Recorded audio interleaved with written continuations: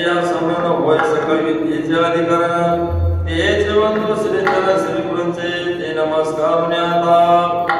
काय माझी वाणी मानेल संता शिरतो चित्ताशी आपुल्या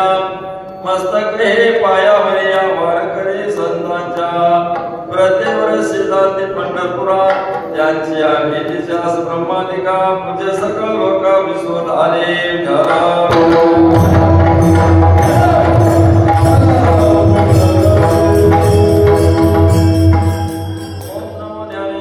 करुणा करा दया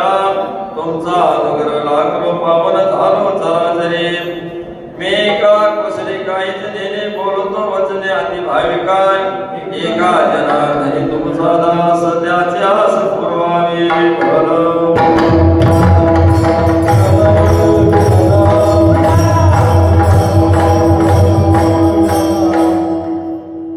महाराज आजच्या भगत काय सांगतात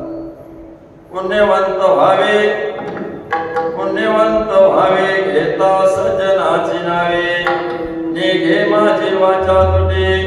महालाभ भोगासाठी श्री संत वैरागी मूर्ती देवचे महान सम्राट त्याचा असणारा हा मोतीराम महाराजाच्या दरबारामध्ये रात्रभर असणारा कीर्तनकार असणारे अभंग असतात एकाच अभंगावर रात्रभर असणारे कीर्तन ही असणारी कीर्ती संस्था म्हणजे कोणाची मोतीराम महाराजांची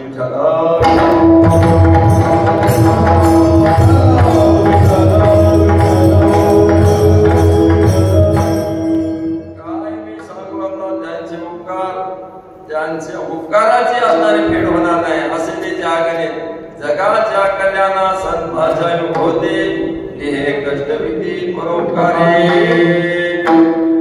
रात्र न कळे दिवस न कळे अंगी खेळे देत असल्या प्रकारचे रात्र दिवस तीन रचने हाचे धंदा रात्र दिवस भजन केलं नित्य नेम चला ह्या गावी त्या गावी असे अनेक प्रकारचे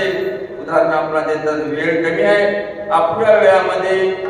दोन शब्द बोलण्याचा प्रयत्न ठरव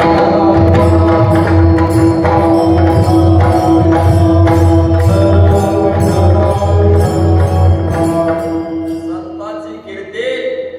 पामर एका जीवाना असणारं वर्णन का हजार लोकांच्या शेषाला त्यांना सुद्धा वर्णन करता नाही असे अगाध कीर्ती कोणाचे महात्म्याचे असणारे संतांचे आहे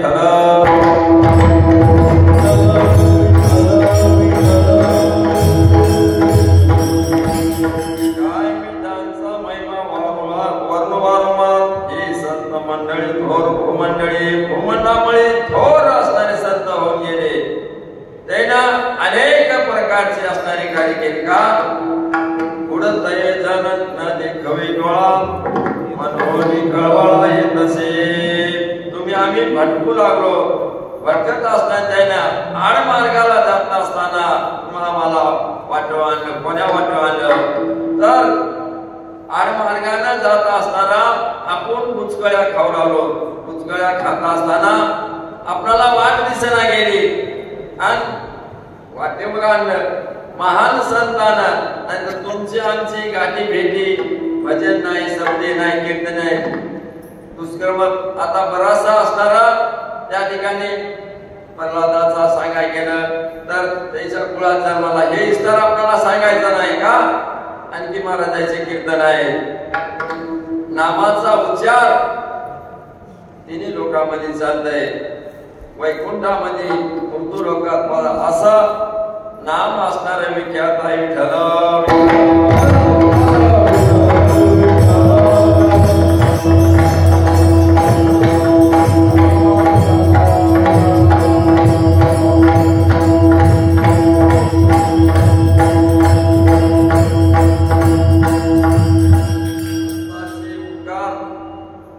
न भेटण्यासारखे भेटायचं म्हणलं तर दोन हात तिसरं मस्तक याच्याशिवाय दुसरंच काही नाही अगाध असणारा संतांना असणारा तुम्हाला मला परोपकार करून तुम्ही आम्ही बुडू लागलो त्याने असणारा हाताला धरून वर काढलं का